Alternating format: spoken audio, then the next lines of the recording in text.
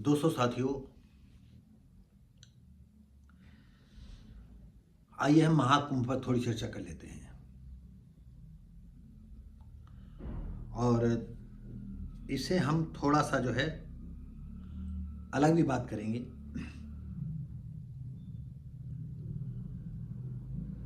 दोस्तों साथियों, आप जानते हैं कि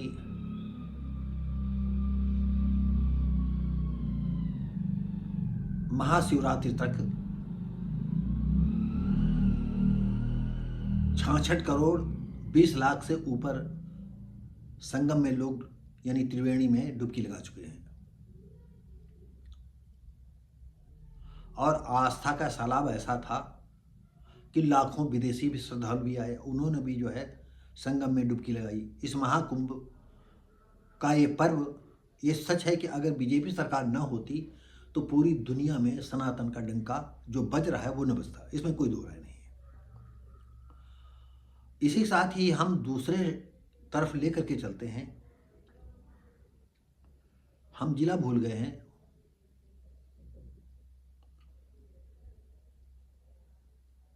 कहीं पर हनुमान चालीसा का प्रोग्राम था और कुछ श्रद्धालु जो है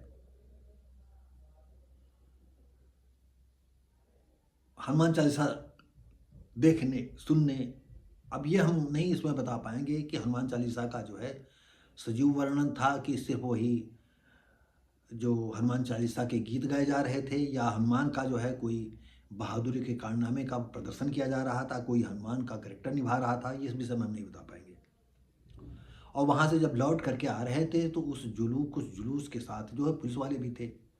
और जिस तरह से एक विशेष के वर्ग के लोगों ने उन श्रद्धालुओं पर या हनुमान चालीसा देखने वालों पर लाठी डंडों ईंटा पत्थरों से हमला कर दिया और पुलिस वाले भी भाग गए। बस इस मुद्दे पर हम थोड़ा सा अलग बात कर रहे हैं। तो दोस्तों साथियों, जिस तरह से हमारी बीजेपी सरकार सनातन धर्म को लेकर के या महाकुंभ को लेकर के सालों पहले से इसकी तैयारियां हुई, अच्छी बात है, कोई बुरी बात नहीं है। और थोड़ी बात यह भी है, जो संगम में डुबकी लगाए वो भी जिंदा रहेंगे, जो डुबकी नहीं लगाए वो भी जिंदा रहेंगे। और जिंदा तब तक रहेंगे जैसे उनके हिसाब से बॉडी का उनका बॉडी स्ट्रक्चर होगा, जैसी बॉडी उनकी होगी। कोई जो तंदुरुस्त होगा, जो बीमारियों जिसमें कम आती हैं वो ज़्यादा लंबा होगा, और जो ज़्यादा बीमार रहता है तो चाहे संगम में नहाए, चाहे त्रिवेणी में नहाए, चाहे रोज संगम में पड़ा रहे, डुबकी लगाता रहे, और उसको अपने समय से ही उसे नष्ट हो जाना है। हम इस विषय में नहीं बात करेंगे। बात ये हम थोड़ा सा इस महाकुंभ से अलग हट करके बात करेंगे। और ये चिंतन करने वाला प्रश्न है, क्या बीजेपी सरकार या विश्व हिंदू परिषद या बजरंग दल या जितने हिंदू संगठन इसमें बने हुए हैं, क्या एक ऐसा शोर शराबा या इतनी तैयारी कोई की जिसमें कि पूरा हिंदू जनमानस एक मुट्ठी की तरह हो जाए? यह मैं इसलिए कह रहा हूं कि जो हनुमान चालीसा के समय या किसी जुलूस किसी कोई चीज जुलूस निकलता है तो एक वर्ग विशेष के लोग जो है उन पर अटैक कर देते हैं और ये दुम दबा करके भागते रहते हैं, कितने लोग चुटैल हो जाते हैं।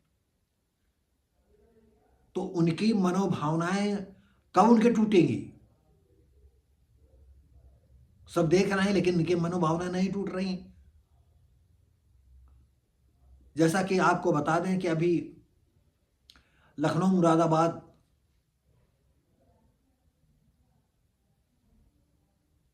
रेलवे लाइन पर जो है हरदोई के पिहानी चुंगी पास जो है कुछ मदरसे के बच्चों ने जो थे तो नाबालिग, लेकिन वो कुछ बोल्ट रख दिए, कुछ पत्थर रख दिए,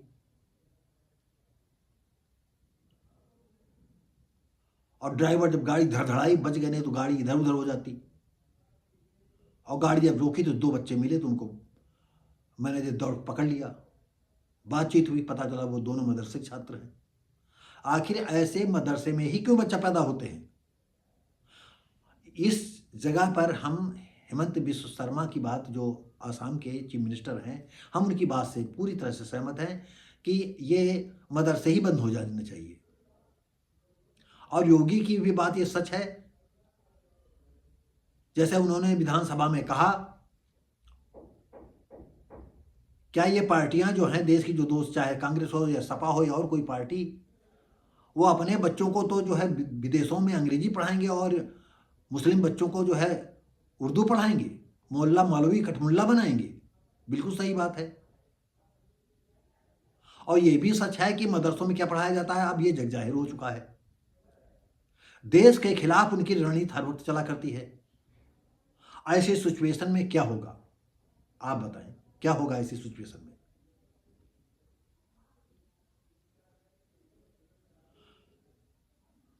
आज जब बहुसंख्यक हैं, और आसाम में एक बार उन्होंने कहा था नहीं, हमको जो है अलग से हमको राष्ट्र बनाने के लिए जगह दे दीजिए।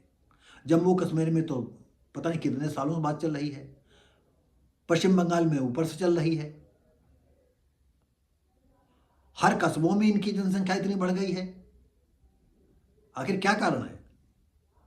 तो हम बीजेपी के कर्णधारों से कहना चाहते हैं, योगी जी से भी कहना चाहते हैं, और आदरणीय मोदी से भी कहना चाहते हैं कि जिस तरह से महाकुंभ की तैयारी आप सालों पहले करके इसको वर्ल्ड लेवल पर बना दिया, तो वैसे ही एक ऐसी तैयारी करिए कि जिसमें पूरा हिंदू जनमानस इकट्ठा हो जाए, और जो एक वर्ग विशेष के लोगों की ये इस तरह के कुविचार हैं, कुविघात हैं, जो इंसानियत को कलंकित कर रहे हैं, उनकी मनोभावना को जो है पूरी तौर से रौंद दिया जाए। इसी बात को लेकर के और हम ये बात कहना चाहते हैं, कभी हमारे एक क्राइम ब्रांच के पुलिस वाले थे, उनसे बातचीत हुई, तो जब हमारी बातचीत उन्होंने सुना तो उन्होंने कहा, अरे आप क्या सही कहते हो कि आप कोई धर्म नहीं मानते हो? मैंने कहा नहीं, मैं कोई धर्म नहीं मानता हूं। तो कहा, जब आप कोई धर्म नहीं मानते हो तो नाम हम, तो हमने कहा अब वैसे तो हम हिंदू हैं, लेकिन हम हिंदू की जितनी व्यवस्थाएं हैं, अच्छी व्यवस्थाओं को मानता हूं, दूसरी व्यवस्थाओं छोड़ देता हूं।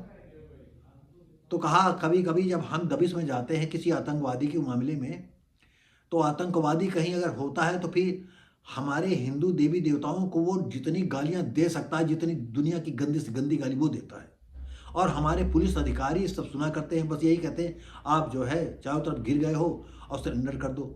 और वो माँ बहन बेटी जो है पुलिस वालों की और देवी देवताओं की और ईश्वर और भगवान की सबको गाली दिया करता है। तो हमने उससे कहा, उनका नाम विनोद था, आज वो लखनऊ में पोस्टेड है।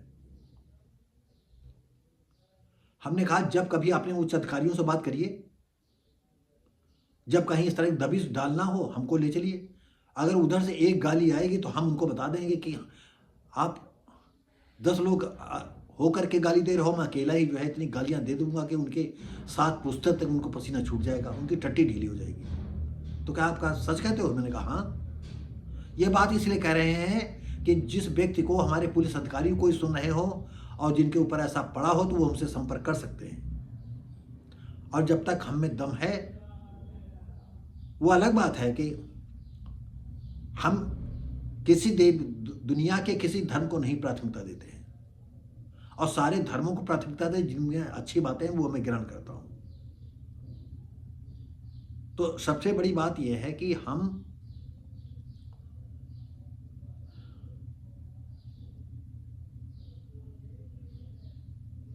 चाहते हैं कि देश में जो भाई लोग अमन चैन से रह रहे हैं वो अमन चैन से रहें, आराम से रहें। देश तुम्हारा भी है, देश हमारा भी है, देश सबका है। लेकिन अब वर्ग विशेष का जो कांग्रेस ने यहां ताकत दी थी, अब धीरे धीरे तुम्हारी ताकत खत्म हो रही है। आपको देश के मुख्य धारा के साथ चलना ही होगा। तो हम पुनः मोदी और सबसे कहेंगे, अगर ये बातें हमारी विचारधारा को मोदी योगी तक कोई पहुंचा सकता हो तो पहुंचाए। अब उनके जो कलुषित भावनाएं हैं उनको तोड़ने की जरूरत है।